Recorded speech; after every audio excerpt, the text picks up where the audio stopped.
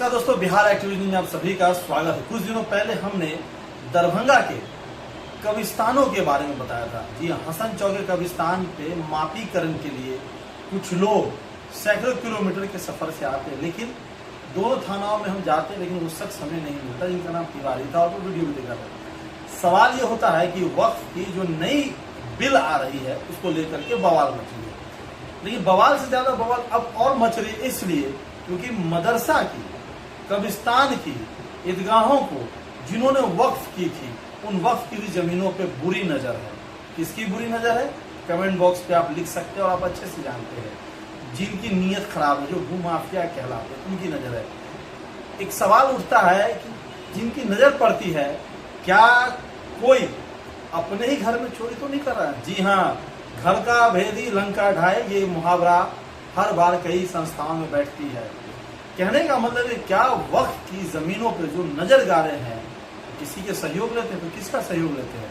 जायज बात है, वक्फ के ही कोई समिति के मेंबर होंगे, कोई मेंबरान होंगे। अक्सर ये देखा गया है खबरों में कि अंदर के ही लोगों ने खबर शेयर किया। तो सवाल ये खड़े होते हैं कि वक्फ की जमीन पर जिनकी बुरी नजर पड़ती है, तो क्या वक्फ कमेटी के पास जिन्होंने वक्फ की, जिन्होंने दान दी, उनकी जो पेपर होते हैं वो गायब हो जाती है, जिसके बाद सामने वाले को जो लोग पूरी तरीके से बता देते हैं कि यहाँ पे वक्फ की जमीन है लेकिन उसके पेपर वक्फ के पास नहीं है, आप कब्जा कर लिए।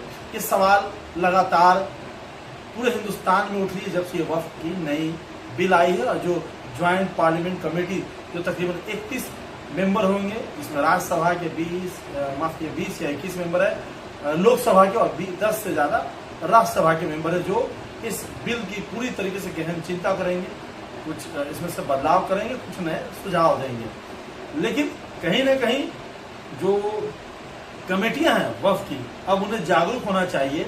जो मेंबर है उन्हें जागरूक होना चाहिए। वक्फ की जितनी जमीनें हैं उसकी तमाम पेपर कागजात को तैयार रखना चाहिए।